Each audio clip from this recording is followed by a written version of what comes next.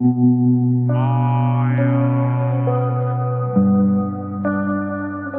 सब हॉस्पिटल के कॉरिडोर्स के माध्यम से सीधे इमरजेंसी रूम के लिए एक फ्रैंटिक डैश के साथ शुरू होता है। अंदर एक पेशेंट क्रिटिकल कंडीशन में है। नर्सेस ध्यान देती हैं कि उसकी हार्ट बीट और सांस रुक गई है। तभी हमारा प्रोटैगनिस्ट एक्शन में कूद पड़ता है। उस आदमी को वापस लाने की कोशिश करने के लिए चेस्ट कंप्रेशंस शुरू करता है। शुक्र है मेडिकल टीम की मेहनत रंग लाती है और मॉनिटर दिखाता है कि पेशेंट का दिल फिर से धड़क रहा है। स्थिति नियंत्रण में होने के साथ दो नर्सेज राहत की सांस लेती हैं। एक बार फिर दिन बचाने के लिए डॉक्टर याओ को धन्यवाद देती हैं। उनमें से एक दूसरे डॉक्टर के बारे में गॉसिप करने का मौका लेती है। उसे पूरी तरह से एक जर्क कहती है, लेकिन हमारा लड़का उन्हें सुन लेता है और बीच में बोलते हुए कहता है, ये कोई बड़ी बात नहीं है, उसका काम जाने बचाना है, भले ही इसका मतलब थोड़ा रनिंग बिहाइंड रहना हो। फिर वो नर्सिस को बताता है कि पेशेंट स्टेबल है और अगर उन्हें किसी भी चीज़ की ज़रूरत हो तो वो उसे कॉल कर सकती हैं। जैसे ही डॉक्टर चला जाता है, महिलाएं आहें भरती हैं, ये टिप्पणी करते हुए कि उसके जैसा पति पाना कितना अच्छा होगा। और उसके साथ हमारा लड़का काम पर एक और लंबे दिन के बाद आखिरकार अपने अपार्टमेंट की ओर बढ़ता है, कुछ आराम करने के लिए। जब वो अंदर आता है तो वो घड़ी की ओर देखता है और महसूस करता है कि उसे बहुत देर हो चुकी है। ये सोचता है कि उसकी गर्लफ्रेंड लिली ज़रूर चिंतित होगी। प्रोटैगनिस्ट सोचता है कि वो बहुत ज़्यादा काम कर रहा है और उसकी भरपाई करने के लिए वीकेंड की छुट्टी लेने का फैसला करता है।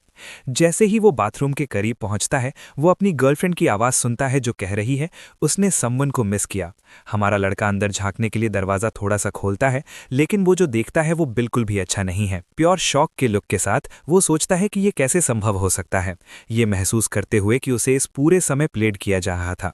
बाथरूम के सामने फ्रोजन खड़े होकर वो स्टीम के माध्यम से उस सीन को सामने आते देखता है। हार्ट ब्रोकन और गुस्से से भरा हुआ हमारे एमसी की मुट्ठी कसकर क्लेंच हो जाती है। अपने मन में हमारा लड़का सोचता है कि वो दूसरा आदमी कौन हो सकता है, लेकिन फिर वो सोचता है क्या फ़ायदा, उन्हें डिग्निटी के एक अंश के साथ छोड़ देना बेहतर है। अंदर लड़की अपने लवर को जल्दी करने के लिए कहती है, उसे यीचू के घर आने से पहले जल्दी से जाने के लिए कहती है। आदमी तब पूछता है कि क्या उसे ये पूरी रिस्की सिचुएशन थोड़ी और थ्रिलिंग नहीं लगती। लड़के की आवाज़ सुनकर हमारे प्रोटैगनिस्ट को एहसास होता है कि वो उसे कहीं से जानता है। उसकी गर्लफ्रेंड फिर पूछती है कि क्या उसने अपने लवर ने उसके प्रमोशन के बारे में अपने पिता से बात की है। वो पुष्टि करता है कि वो मदद करेगा और हमारा लड़का आखिरकार गो श्योंग की आवाज़ को पहचान लेता है। उस पल में वो समझ जाता है कि लिली ने उसे सिर्फ एक प्रमोशन के लिए इस डूड के लिए बदल दिया। युवक सुनता रहता है और समझ जाता है कि वो उसकी जॉब के बारे में बात कर रहे हैं, कि हमारे प्रोटैगनिस्ट के पास कोई चांस नहीं है क्योंकि उसके पिता वहाँ सारे कॉल्स लेते हैं। राइवल हमारे एमसी का मजाक भी उड़ाता है, उसे उसके साथ चीज़ों को आगे नहीं बढ़ाने के लिए एक लूज़र कहता है। वो उसे उकसाता रहता है, ये पूछता है कि क्या वो अपने बॉयफ्रेंड के लिए थोड़ा भी सॉरी महसूस करती है। कंटेम्प्ट के साथ वो जवाब देती है कि वो सिर्फ एक बास्टर्ड है और उसे उसकी कोई परवाह नहीं है। ये सुनकर हमारा प्रोटैगनिस्ट पूरी तरह से फ्लोर रह जाता है। बास्टर्ड शब्द उसे वहीं चोट पहुंचाता है जहां सबसे ज़्यादा दर्द होता है। आखिरकार उसकी अपनी माँ को उनके परिवार से इसी रीज़न से बाहर निकाल दिया गया था और ये एक ऐसा बोझ है जिसे उसने पूरी लाइफ धोया है। बाथरूम में क्यूरियस राइवल पूछता है क्यों, और लड़की खुलासा करती है कि हमारे एमसी को ये भी नहीं पता कि उसका अपना फादर कौन है। लवल तब सिचुएशन पर स्कॉफ करता है और हमारे प्रोटैगनिस्ट की माँ के बारे में एक टेस्टलेस जोक करता है, लेकिन वो लास्ट रॉ था। हमारा लड़का बाथरूम पर धावा बोल देता है और अपने राइवल के चेहरे पर एक सॉलिड पंच चढ़ देता है। घुसपैठ से घबराकर राइवल पूछता है कि ये कौन है, लेकिन हमारा एमसी एक शब्द नहीं कहता, सिर्फ उन दोनों को प्योर फ्यूरी की नज़र से घूरता है। लवर आखिरकार उसे पहचान लेता है और एक्स गर्लफ्रेंड घबरा जाती है, महसूस करते हुए कि उसे सब कुछ पता चल गया है। हार्ट ब्रोकन प्रोटैगनिस्ट कहता है कि उसने कभी नहीं सोचा था कि जोंग लिली इस तरह की व्यक्ति थी। लड़की खुद को तौलिए से ढक लेती है और जवाब देती है कि वो अंधी रही होगी जो उसके जैसे लूजर के लिए गिर गई। वो शिकायत करती रहती है कि 2 साल से अधिक की डेटिंग में उसे सिर्फ एक पुराना ब्रेसलेट मिला। वो ब्रेसलेट उतार देती है और कहती है अब से वे अपने सेपरेट वेज पर चलेंगे। हमारे लड़के को एक फ्लैशबैक आता है जब वो खुश हुआ करती थी और सोचता है कि वो इतनी कैसे बदल गई। फिर वो फर्श पर फेंके गए ब्रेसलेट को देखता है, अपने रिलेशनशिप के अंत पर विचार करता है। राइवल उसे ताना मारता है, पूछता है कि क्या वो यहीं रुककर शो देखना चाहता है। इसके साथ हमारे एमसी का पेशेंस खत्म हो जाता है और वो राइवल को एक और पंच से गिरा देता है। लवर फिर से मारे जाने की शिकायत करता है और हम देखते हैं कि पंच ने उसका एक दांत बाहर निकाल दिया, लेकिन वो आदमी पीछे हटने से मना कर देता है, चिल्लाते हुए कि वो उससे नहीं डरता क्योंकि लड़की ये सब होते हुए देखती है। राइवल आगे झपटता है और एक पंच मारता है जो हमारे एमसी को फर्श पर गिरा देता है। पिटी के एक अंश के बिना हमलावर हमारे लड़के के हाथ पर जोर से स्टॉम्प्स करता है, जो नीचे और डिफेंसलेस है। एक क्रूअल स्मर्क के साथ हमलावर हमारे एमसी के हाथ में अपना पैर रगड़ता है और कहता है कि उसे नहीं पता कि उसके लिए क्या अच्छा है। उसके बाद राइवल लड़की से कहता है कि अब जाने का समय हो गया है, उसे फर्श पर एक टोटल लूजर की तरह छोड़कर। जब वो अपने इंजर्ड हैंड के साथ जमीन पर पड़ा होता है तो अचानक ब्रेसलेट से एक मिस्टीरियस वॉइस आती है। आवाज अपना परिचय याओ फैमिली के एक एंसेस्टर के रूप में देती है, ये बताते हुए कि उसने ज्वेलरी के भीतर अपनी कॉन्शियसनेस छोड़ दी थी। स्पिरिट विलाप करती है अपने वंशज को ऐसी डिस्पेयर में देखकर और युवक को वो सब कुछ सिखाने का फैसला करती है जो वो जानती है। लेकिन वो चेतावनी देती है कि यदि हमारा लड़का उसके लेसन्स का पालन नहीं करता है तो उसका अंत एक ट्रैजिक और लोनली होगा। अचानक वस्तु से एक गोल्डन एनर्जी ड्रैगन निकलता है और सीधे हमारे प्रोटैगनिस्ट की छाती में मारता है। वो एक इमेंस पेन महसूस करता है और विजन से पूरी तरह दंग रह जाता है। जैसे ही विजन समाप्त होता है, युवक खुद को वापस बाथरूम में पाता है और उसे कोई सुराग नहीं कि अभी क्या हुआ। गुस्से में उसे बिट्रेल की याद आती है और वो उस डिस्पिकेबल कपल को उनके द्वारा किए गए हर काम के लिए कोसता है। तभी युवक उठता है और अपने हाथों से निकलने वाली एक स्ट्रेंज ब्लू ऑरा को देखता है। वो अपने हाथ को देखता है जो पहले इंजर्ड था और सोचता है कि आखिर क्या चल रहा है। अभी भी कंफ्यूज्ड एमसी सोचने लगता है कि वो ड्रीम सच था या सिर्फ एक हैलुसिनेशन। फिर एक एंशिएंट टैलिस्मन्स और चार्म्स के बारे में ज्ञान का फ्लड प्रोटैगनिस्ट के दिमाग में उमड़ पड़ता है। वो विभिन्न प्रकार के स्पेल्स के बारे में सीखता है, जिसमें गुड लक, बैड लक और यहाँ तक कि मूवमेंट के लिए टैलिस्मन्स भी शामिल हैं। ज्ञान आता रहता है और वो 108 टाइप्स ऑफ स्पेल्स के बारे में सीखता है, जिसमें एक्सोसिज्म और सेलेस्टियल विजन शामिल हैं। इस सबसे पूरी तरह शॉक्ड प्रोटैगनिस्ट सोचता है कि आखिर क्या हो रहा है। अपने हाथों को देखते हुए प्रोटैगनिस्ट उनसे निकलने वाली ब्लू एनर्जी से दंग रह जाता है। अचानक उसका सेलफोन बजने लगता है और कॉलर आईडी पर मिस बिंग नाम दिखाई देता है। अभी भी फर्श पर वो कॉल का जवाब देता है और पूछता है कि क्या डायरेक्टर बाई उससे बात करना चाहती थीं। लाइन के दूसरे छोर पर एक महिला जो फ्यूरियस लग रही है, युवक को सुबह सबसे पहले हॉस्पिटल में मिलने का आदेश देती है। बिना किसी सवाल के हमारा लड़का बस आदेश मान लेता है और हैंग अप कर देता है। फिर वो इस बात पर विचार करता है कि क्या हुआ होगा, क्योंकि डायरेक्टर पहले कभी किसी पर इतनी एंग्री नहीं हुई थी। अगली सुबह प्रोटैगनिस्ट योजना के अनुसार अपने बॉस से मिलने हॉस्पिटल जाता है। जैसे ही वो हॉलवे द प्रवेश करता है, कुछ लोग एक एलिगेंट वुमन को पास से गुजरते देख हैरान हो जाते हैं। अन्य पेशेंट्स उसे पहचान लेते हैं, ये टिप्पणी करते हुए कि वो फेमस प्रोफेसर बाई हैं जिन्होंने उनके फैमिली मेंबर्स का ऑपरेशन किया था। ये बाई बिंग है, जियांगहा में सबसे कम उम्र की चीफ सर्जन, जिसका एक इंप्रेसिव और मिस्टीरियस रिज्यूमे है। इस बीच हमारा एमसी हॉल से गुजरता है और कुछ डॉक्टर्स उसे कंटेम्प्ट से देखते हैं। अन्य डॉक्टर्स आपस में फुसफुसाते हैं, ये सोचते हुए कि उसमें अभी भी वहां अपना फेस दिखाने की हिम्मत कैसे है। सब कुछ नेस्टी कमेंट्स को नज़रअंदाज करते हुए युवक आखिरकार डायरेक्टर के ऑफिस के दरवाजे पर पहुंचता है। वो एक डीप ब्रेथ लेता है, जो होने वाला है उसके बारे में काफ़ी नर्वस दिखता है। अपनी करेज जुटाते हुए युवक दरवाज़ा खटखटाता है और डायरेक्टर बाई को अपना परिचय देता है। एक आवाज़ उसे अंदर आने के लिए कहती है और हमारा लड़का डायरेक्टर की डेस्क के सामने फ्रोजन खड़ा हो जाता है। एक सीरियस लुक के साथ महिला पूछती है कि क्या हमारे एमसी को पता है कि उसने उसे क्यों बुलाया।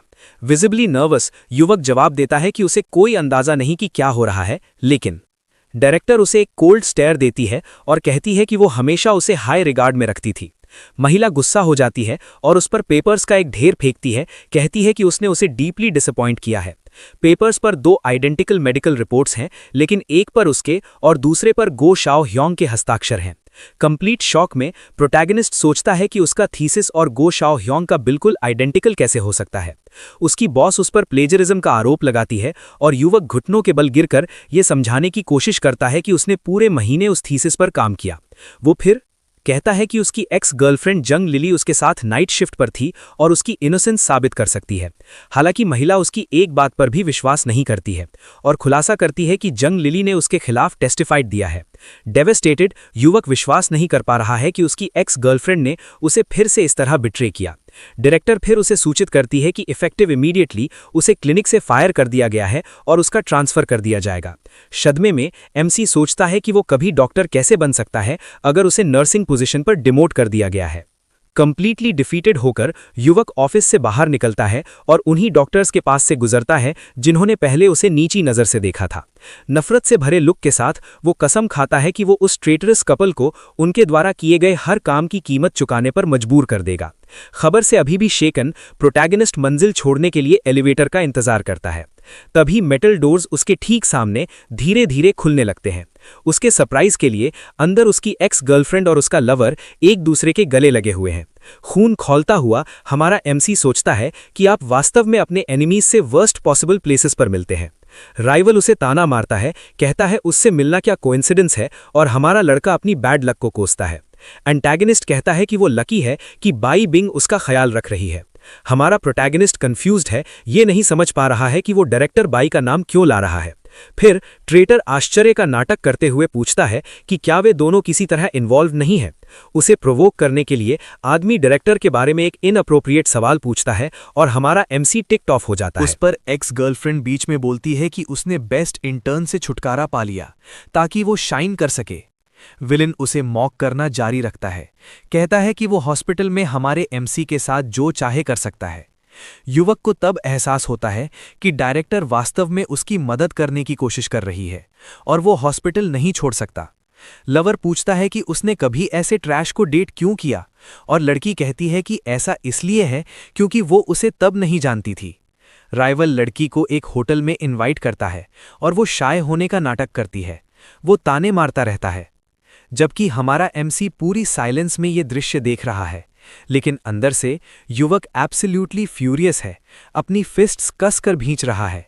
उसे फिर याद आता है कि एलिवेटर में कैमराज हैं और उसे पता है कि वो अभी कुछ नहीं कर सकता। हमारा लड़का खुद को काम डाउन करता है, तय करते हुए कि वो थोड़ी देर और रुक सकता है। आखिरकार revenge is a dish best served cold. अंत में एलिवेटर पहली मंजिल पर पहुंचता है और पूरे क्षेत्र में एक चाइम गूंजती है। जैसे ही दरवाजे खुलते हैं, राइवल उसे शोल्डर से पकड़कर जाने से रोकता है।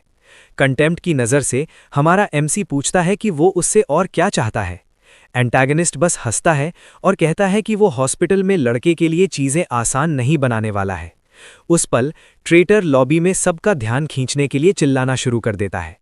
फिर वो हमारे एमसी की रेप्यूटेशन को बर्बाद करने के लिए प्लेजरिज्म और असॉल्ट की एक मेड अप स्टोरी बुनता है। उसके साथ आसपास के लोग सच्चाई जाने बिना युवक के बारे में फुसफुसाने और जजिंग करने लगते हैं। यहाँ तक कि अन्य एम्प्लॉइज भी शॉक्ड हैं। ये कह रहे हैं कि कितना स्कैरी है, ऐसा कॉलीग होना स्कैरी है। एमसी गुस्से में अपने दांत पीसता है, लेकिन चीज़ों को और ख़राब होने से बचाने के लिए खुद को रोकना जारी रखता है। लेकिन विलेन अभी तक नहीं रुका है और एक और चीज़ के लिए सबका ध्यान मांगता है। एंटैगनिस्ट तब खुलासा करता है कि युवक का पालन पोषण एक सिंगल मदर ने किया था, जिससे वो सबके सामने उसे अपमानित करता है।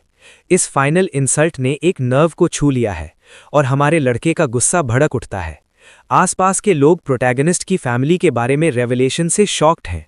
कुछ लड़के शुरू कर देते हैं उसका मॉकिंग करते हुए, ये सवाल करते हुए कि उसके जैसा कोई व्यक्ति कभी डॉक्टर कैसे बन सकता है। और अधिक अपमान सहने में असमर्थ हमारा एमसी दौड़ना शुरू कर देता है, उन सभी घूरने वाली नज़रों से दूर जाने की कोशिश करता है। फिर उसे एहसास होता है कि अगर वो इस तरह चला गया तो एक डॉक्टर के रूप में उसका करियर हमेशा के लिए खत्म हो जाएगा। अचानक हमारा लड़का दौड़ना बंद कर देता है और एक ब्लू ऑरा उसे घेर लेती है, क्योंकि उसके दिमाग में एक विचार चमकता है। जबकि राइवल भागने के लिए उसका मजाक उड़ाता है, हमारा एमसी कुछ नया आजमाने का फैसला करता है। एक उग्र नज़र के साथ प्रोटैगनिस्ट पूछता है कि क्या राइवल अपने झूठ के परिणामों से नहीं डरता, लेकिन एंटैगनिस्ट बस ये कहते हुए उपहास करता है कि वो किसी भी चीज़ से नहीं डरता, क्योंकि वो सिर्फ सच बोल रहा है। अपने होठों पर एक सूक्ष्म मुस्कान के साथ हमारा एमसी अपनी चाल चलने के लिए तैयार होता है। फिर कहीं से भी एंटैगनिस्ट गिर जाता है और उसके मुंह से लाल तरल निकलता है। विलेन जमीन पर गिर जाता है और हर कोई हैरान होता है कि उसे अभी क्या हुआ। विलेन की कोई चीज़ जोरदार धमाके के साथ फर्श पर चकनाचूर हो जाती है। जमीन पर पड़ा हुआ एंटैगनिस्ट दर्द में शाप देता है, उसका चेहरा कट से भर गया है। तभी वो आदमी दर्द में चिल्लाता है और उसकी एक्स गर्लफ्रेंड स्थिति से पूरी तरह हैरान होकर देखती है। उसके साथ लड़की उसकी मदद करने के लिए दौड़ती है और पूछती है कि क्या वो ठीक है, लेकिन वो सिर्फ व्यंग्यात्मक जवाब देता है। प्रोटैगनिस्ट तब पास आता है और पूछता है कि क्या राइवल को नहीं लगता कि ये कर्मा है। ये सुनकर लड़की हमारे एमसी की बातों से पूरी तरह दंग रह जाती है। युवक की ओर मुड़ते हुए लड़की उस पर इस पूरे मामले की योजना बनाने का आरोप लगाती है और वो बस पूछता है कि क्या उसके पास कोई सबूत है। ट्रेटर तब लड़की से उसे इमरजेंसी रूम तक पहुंचाने में मदद करने के लिए कहता है और वो सहमत हो जाती है।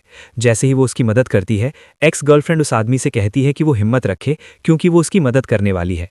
पास से गुजर रही एक नर्स लड़खड़ाती है और चिल्लाती है।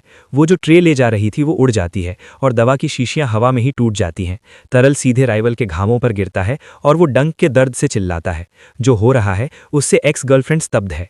नर्स गहराई से माफी मांगती है, जबकि लड़की उसे ध्यान ध्यान न देने के लिए डांटती है। लड़की अन्य नर्सेस को घायल आदमी को ले जाने के लिए व्हीलचेयर लाने के लिए चिल्लाती है। लड़की राइवल को व्हीलचेयर पर बैठाती है और कहती है कि वो उसे ईआर ले जाएगी, लेकिन जब वे एलिवेटर में घुसने की कोशिश करते हैं तो वो फंस जाता है। उसके साथ एंटैगनिस्ट दर्द में चिल्लाता है क्योंकि एलिवेटर का दरवाजा उसके शरीर को कुचल देता है। एक्स गर्लफ्रेंड उसे बाहर निकालने की कोशिश करती है, लेकिन वो शिकायत करता है कि वो उसे चोट पहुंचा रही है। तभी सिक्योरिटी गार्ड्स पहुंचते हैं और दरवाजे को खोलने की कोशिश करते हैं, जबकि विलन चिल्लाता है। अचानक हॉस्पिटल की लाइट्स चली जाती हैं, जिससे सब कुछ पूरी तरह अंधेरे में डूब जाता है। अंधेरे में फंसा हुआ ट्रेटर घबरा जाता है और मदद के लिए बेतहाशा चिल्लाने लगता है। उनके आसपास के लोग सोचने लगते हैं कि क्या ये वास्तव में किसी तरह की दैवीय सजा, डिवाइन पनिशमेंट है। इस बीच हमारा प्रोटैगनिस्ट एक शांत और गणनात्मक नज़र से उस दृश्य को देखता है। कहानी फिर 1 घंटा पीछे जाती है, जिसमें प्राचीन मंत्रों की एक किताब दिखाई जाती है। हम अपने लड़के को एक टैलिस्मैन पकड़े हुए देखते हैं और ये कहते हुए कि वो इसे किसी पर टेस्ट करने जा रहा है। वो वस्तु एक शक्तिशाली बैड लक टैलिस्मैन के रूप में सामने आती है, जो एक ब्लू ऑरा से घिरी हुई है। वर्तमान में वापस युवक सोचता है कि बुराई को हमेशा सजा मिलती है और उस चीज ने जादू की तरह काम किया। फिर पता चलता है कि वो टैलिस्मैन हमारे एमसी की जेब में है। एक संतुष्ट मुस्कान के साथ हमारा एमसी उस अराजकता को देखता है जिसे उसने खुद बनाया है। दृश्य तब हॉस्पिटल के प्रवेश द्वार के बगीचे में बदलता है, जहां एक बड़ा तालाब है। प्रोटैगनिस्ट वहां से गुजर रहा है और सोच रहा है कि वो अभी घर नहीं जा सकता और अपनी मां को चिंतित नहीं कर सकता, लेकिन अचानक उसे एक चीख सुनाई देती है और महसूस होता है कि कोई अभी पानी में गिर गया है। एक छोटा लड़का तालाब में हाथ पैर मार रहा है और आसपास के लोग मदद के लिए बेतहाशा चिल्ला रहे हैं। छोटा लड़का डूबने लगता है और कोई चिल्लाता है कि एम्बुलेंस को बुलाओ। बिना किसी दूसरे विचार के हमारा लड़का लड़के को बचाने के लिए तालाब की ओर दौड़ता है। फिर वो पानी में गोता लगाता है। बचाव पर केंद्रित हमारा लड़का खतरे में पड़े लड़के तक पहुंचने के लिए अपनी पूरी ताकत से तैरता है। वो लड़के को पकड़ने में सफल हो जाता है और वापस तालाब के किनारे की ओर तैरने लगता है। एक बार ठोस जमीन पर आने के बाद युवक पूछता है कि बच्चे के माता पिता कहाँ हैं, और कोई चिल्लाता है कि मदद आ रही है, लेकिन छोटा लड़का बेहोश है और हिल नहीं रहा है, जिससे आसपास के सभी लोग बेहद चिंतित हो जाते हैं। ये महसूस करते हुए कि स्थिति कितनी गंभीर है, हमारा एमसी 1 सेकंड भी बर्बाद नहीं करता और उसे पुनर्जीवित करने के लिए सीपीआर शुरू करता है। लड़का प्रतिक्रिया करने लगता है, उसकी आंखें फड़फड़ाती हुई खुलती हैं। कुछ तनावपूर्ण मक्षणों के बाद लड़का आखिरकार खांसता है और वो सारा पानी बाहर निकाल देता है जो वो निगल गया था। भ्रमित होकर लड़का पूछता है कि वो कौन है और हमारा एमसी उसे बताता है कि उसने उसे बचाया और उसके परिवार के बारे में पूछता है। अचानक एक बूढ़ा आदमी और उसका बॉडीगार्ड दौड़ते हुए आते हैं, लड़के का नाम पुकारते हुए, जो चिल्लाता है ग्रैंडपा। बुजुर्ग व्यक्ति अपने पोते को गले लगाता है, बहुत चिंतित है और पूछता है कि क्या उसे चोट लगी है, लेकिन लड़का बस दुर्घटना के लिए माफी मांगता है। छोटा लड़का फिर हमारे प्रोटैगनिस्ट की ओर इशारा करता है और कहता है कि वही था जिसने उसे पानी से बाहर निकाला। हमारा लड़का तब सुझाव देता है कि वे लड़के को हॉस्पिटल ले जाएं और दादाजी को और अधिक सावधान रहने की चेतावनी देता है। बॉडीगार्ड को उसका लहजा पसंद नहीं आता और वो पूछता है कि क्या युवक जानता है कि वो किससे बात कर रहा है, लेकिन बूढ़ा आदमी उसे डांटता है। जेंटलमैन तब अपने असिस्टेंट से अपने पोते को कार तक ले जाने के लिए कहता है, क्योंकि उन्हें वास्तव में हॉस्पिटल जाना है। हमारे एमसी की ओर मुड़ते हुए बूढ़ा आदमी उसे धन्यवाद देता है और स्वीकार करता है कि वो सही है और अधिक सावधान रहने का वादा करता है। करीब से देखने पर युवक बूढ़े आदमी की सोने की चेन पर ध्यान देता है, जो संकेत देती है कि वो कोई अमीर व्यक्ति है। उसके कपड़े भी उच्च गुणवत्ता के लग रहे हैं, जो पुष्टि करते हैं कि ये बुजुर्ग व्यक्ति कोई सामान्य व्यक्ति नहीं है। इस एहसास के साथ हमारा युवक थोड़ा नर्वस हो जाता है, क्योंकि वो स्थिति को समझता है जिसमें वो अचानक आ गया है। लेकिन जेंटलमैन उसे फिर से धन्यवाद देता है और उसका नाम पूछता है ताकि वो उसे चुका सके, और युवक अपना परिचय देते हुए कहता है कि ये कुछ भी नहीं था। कृतज्ञता के प्रतीक के रूप में बूढ़ा आदमी उसे $5 लाख का एक कार्ड देता है, लेकिन प्रोटैगनिस्ट इसे मना कर देता है। वे एक दूसरे को एक पल के लिए घूरते हैं और बूढ़ा आदमी विषय बदलते हुए एमसी से पूछता है कि क्या जेंटलमैन अक्सर किसी तरह की बेचैनी महसूस करते हैं। बूढ़ा आदमी इस प्रश्न से हैरान है और मना करता है कि वो नियमित रूप से जांच करवाता है और बिल्कुल स्वस्थ है। तब एमसी कहता है कि वो उसके बारे में कुछ अलग महसूस करता है, लेकिन जोड़ता है कि वो गलत भी हो सकता है और उसे कहता है कि इस पर ध्यान न दे। उसके साथ युवक विदा लेता है और जेंटलमैन को याद दिलाता है कि वो अपने पोते को चेकअप के लिए डॉक्टर के पास ले जाए। युवक को जाते हुए देखकर बूढ़ा आदमी ये सोचते हुए रह जाता है कि अभी क्या हुआ। उसे याद आता है कि उसने अपने स्वास्थ्य को बनाए रखने के लिए पिछले कुछ वर्षों में दुनिया के सबसे अच्छे डॉक्टरों से सलाह ली है, लेकिन उनके तमाम प्रयासों के बावजूद उनमें से कोई भी उस गंभीर बीमारी का निदान नहीं कर सका जो उसे थी। वो तब सोचता है कि क्या स्वर्ग एक मरते हुए आदमी को कुछ और साल जीने का मौका दे रहा है। अब कार में जेंटलमैन अपने बॉडीगार्ड को बुलाता है, जो पूछता है कि ड्रैगन किंग क्या करना चाहते हैं। ड्रैगन किंग तब अपने असिस्टेंट को युवक के बारे में सब कुछ पता लगाने का आदेश देता है, कहते हुए कि वो उसके जीवन के हर एक विवरण को जानना चाहता है। इस बीच हमारे एमसी को कोई अंदाजा नहीं है कि उसने अभी अभी किसी बहुत प्रभावशाली व्यक्ति का ध्यान खींचा है। घर पहुंचकर हमारा एमसी अपनी माँ को आवाज लगाता है, उन्हें बताता है कि वो वापस आ गया है। तभी उसकी माँ भोजन की थाली लेकर आती है और पूछती है कि वो इतना गीला क्यों है। वो उसके बाल सुखाती है और अंदाजा लगाती है कि वो झील में गिर गया होगा, जिससे युवक हैरान रह जाता है। लेकिन भोजन की खुशबू अद्भुत है और उसकी माँ जोर देती है कि वो उसे बताए कि क्या हुआ। इसलिए वो समझाता है कि उसने एक बच्चे को डूबने से बचाया और उसके बाद ही लड़के के दादाजी वहां पहुंचे। उसकी माँ कहती है कि उसने सही काम किया, लेकिन उससे सावधान रहने को कहती है क्योंकि उसकी जान उसके लिए अनमोल है। वो इस बात पर जोर देती है कि वो उसकी पूरी दुनिया है और वो नहीं चाहती कि उसके बेटे को कुछ भी हो। युवक जवाब देता है कि वो भी महत्वपूर्ण है और मजाक करता है कि अगर वो उसे इस तरह खिलाती रही तो वो बीमार हो जाएगा। महिला मजाक पर मुस्कुराती है और हमें उसका नाम पता चलता है, जो चियान जिंगलिन है और वो एक बड़े परिवार से आई थी। हमारा एमसी पुरानी तस्वीरों को ढूंढना याद करता है जो इसे साबित करती हैं, लेकिन उसकी माँ कभी भी अतीत के बारे में बात नहीं करती है। वो सोचता है कि भले ही वे एक अमीर परिवार थे, उन्हें बाहर निकाल दिया गया था और फिर कभी कोई संपर्क नहीं हुआ। इस वजह से वो अपनी माँ की उस छवि को लेकर चलता है जब उसे एक छोटे बच्चे के साथ जबरन घर छोड़ना पड़ा था। लेकिन प्रोटैगनिस्ट उस आदमी से और भी नफरत करता है जिसने उन्हें छोड़ दिया, जिससे वो कभी मिला नहीं। वो अपने पिता को एक गैर जिम्मेदार आदमी मानता है जो अपनी माँ को बिल्कुल अकेला छोड़ने के लिए जीने के लायक नहीं है। युवक आह भरता है, याद करते हुए कि जब भी उसने अपने पिता के बारे में पूछा, उसकी माँ बस चुप और उदास हो जाती थी। वो इसे छोड़ने का फैसला करता है, ये जानते हुए कि उन यादों को वापस लाने से उसकी माँ केवल उदास होगी। उसकी माँ फिर उससे पूछती है रात के खाने के लिए लिली को कॉल करने के लिए, क्योंकि वो लड़की से बात करना चाहती है। वो कहती है कि वो जल्द ही अपने पोते पोतियों को देखना चाहती है और ये स्पष्ट रूप से प्रोटैगनिस्ट को परेशान कर देता है। युवक ये दावा करते हुए विदा लेता है कि वो थका हुआ है और उसकी माँ सहमत हो जाती है कि उसे कुछ आराम की ज़रूरत है। फिर वो अपने कमरे में जाता है और दरवाज़ा बंद कर लेता है। बिस्तर पर लेटे हुए वो सोचता है कि उसे अपनी माँ से किसी ज़रूरी चीज़ के बारे में बात करने की ज़रूरत है।